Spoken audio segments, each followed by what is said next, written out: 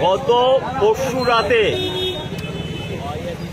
আপনারা জানেন একজন ট্রাক শ্রমিক একটা দুর্ঘটনা হয়। সেই দুর্ঘটনায় পতিত হওয়ার পর তাকে উদ্ধার করার ক্ষেত্রে রাজ্য সরকারের প্রশাসন, police administration, fire service, disaster management, দুর্যোগ মোকাবিলার টিম সমস্ত ক্ষেত্রে তারা একটা চরম ব্যর্থতা পরিচয় দিয়েছে।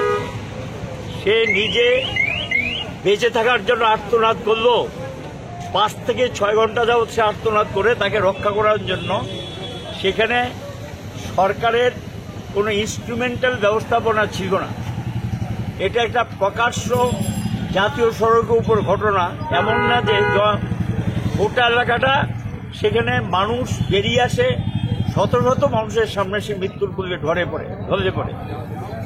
সরকার ডিজাস্টার ম্যানেজমেন্টের নামে প্রচুর টাকা খরচ করছেন, বিজ্ঞাপন, ঢাউস বিজ্ঞাপন, এবং মাঝে মাঝে মহড়া দেয়। ঠিক আছে, এটা দিতে পারেন, মহড়া দেওয়া ভালো, প্রস্তুতি থাকা ভালো, কিন্তু একটা ঘটনা ঘটার পর একটা দুর্ঘটনা পতিত একটা ড্রাইভারকে উদ্ধার করতে পারে না। এর চেয়ে চরম ব্যর্থতা তার কিছু আছে কিনা জানা নাই। এখানে কোনো দায়িত্বশীল সরকার আছে কিনা এটাও আমরা বুঝতে পারছি না। যারা বলছে যে এই বড় ধরনের দুর্ঘটনা যদি রাজ্যে হয় তাহলে কি করে মানুষকে রক্ষা করবে? এই যে বিভিন্ন রাজ্যে বড় বড় দুর্ঘটনা হয়, ট্রেন দুর্ঘটনা হয়, গাড়ি দুর্ঘটনা হয়, বড় বড় দুর্ঘটনা বা প্রাকৃতিক দুর্যোগ হয়, কোনো ক্ষেত্রেই তো সেখানে দেখা যাচ্ছে একটা ভালো ভূমিকা নিতে পারছে না। আর এই জায়গায় দেখা গেল একটা ড্রাইভারকে রক্ষা করতে পারলেন না। আচ্ছা, এটা তো মেনে নেওয়া যায় না। যারা অন্যান্য ক্ষেত্রে মানুষকে পিটানোর জন্য, ঘরে ঢুকে দেওয়ার জন্য, গণ আন্দোলন দমানোর জন্য ব্যস্ততা থাকে, এবং যারা সাধারণ মানুষকে রক্ষার দায়িত্ব নিতে পারে না, তাদের উপর তো ভরসা রাখা যায় না। আমরা মনে করি যে ঘটনা ঘটে গেছে তাকে তো আমরা ফিরে পাবো না। আমরা প্রতিবাদ করছি যে এই যে দুর্বলতা যারা ধরা পড়েছে এবং যাদের কারণে এই ছেলেটা মৃত্যু হয়েছে, অল্প বয়সে একটা তরতাজা যুবকের মৃত্যু হয়েছে ড্রাইভার, এবং এর দায়িত্ব সরকারকে নিতে হবে, এবং যারা এটার সঙ্গে যুক্ত তাদেরকে চিহ্নিত করতে হবে, তাদের বিরুদ্ধে ব্যবস্থা নিতে হবে। ডিএম পর্যায়ের একজন ম্যাজিস্ট্রিয়াল এনকোয়ারি ব্যবস্থা করতে হবে, এবং চিহ্নিত করে খুব দ্রুততার সঙ্গে তাদের বিরুদ্ধে ব্যবস্থা নিতে। কারণ আমরা দেখেছি, আমাদের অতীত অভিজ্ঞতা ভালো না, অনেক তদন্ত দিয়েছেন, চিহ্নিত হয় না, রিপোর্ট প্রকাশিত হয় না, ব্যবস্থা নেওয়া হয় না।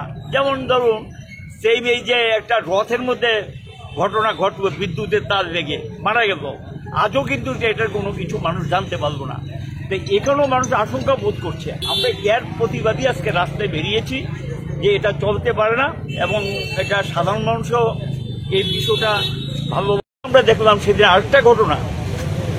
ঠিক আছে, একটা ঘটনা যদি একজন প্যাসেঞ্জারের সঙ্গে আরেকজন প্যাসেঞ্জার উৎকোপ ব্যবহার করে, মোটেই সেটা সমর্থনযোগ্য না। বিশ্রামগঞ্জে দেখা গেল গাড়িগুলো ভাঙচুর হলো, এবং পুলিশ এইগুলি রক্ষা করার জন্য ব্যবস্থা, থানার নাকের ডগায় কিন্তু ঘটনা, এবং বিশ্রামগঞ্জ মোটর স্ট্যান্ডে ঘটনাটা ঘটল। এইভাবে দেখা যায় একের পর এক শ্রমিকদের উপর আক্রমণ সংঘটিত হচ্ছে, একের পর এক ঘটনা সংঘটিত হচ্ছে, কোনো ব্যবস্থা তারা নিতে সক্ষম হচ্ছেন না। কাজে পরিবহন শ্রমিকরা নানা দিক থেকে তাদের পেশা আক্রান্ত, এবং তার সঙ্গে তাদের দৈনন্দিন রাস্তাঘাটে চলাফেরার ক্ষেত্রে কোনো নিরাপত্তা নেই। সবটা মিলিয়েই আজকে এই প্রতিবাদ মিছিল আমরা করছি, এবং তার সঙ্গে ওই পরিবারটার একটা দায়িত্ব সরকারকে বহন করতে হবে। কারণ সরকারি অবহেলার জন্যই তার মৃত্যু ঘটেছে, কাজে তাকে রক্ষা করতে সরকার ব্যর্থ হয়েছেন, এবং এই পরিবারের সম্পূর্ণ দায়িত্ব সরকারকে গ্রহণ করতে হবে। আমরা এই দাবিগুলো নিয়ে আজকে প্রিন্সিপাল সেক্রেটারি রাজস্ব বিভাগের কাছে 4 PM পাঠিয়ে দেওয়া হবে।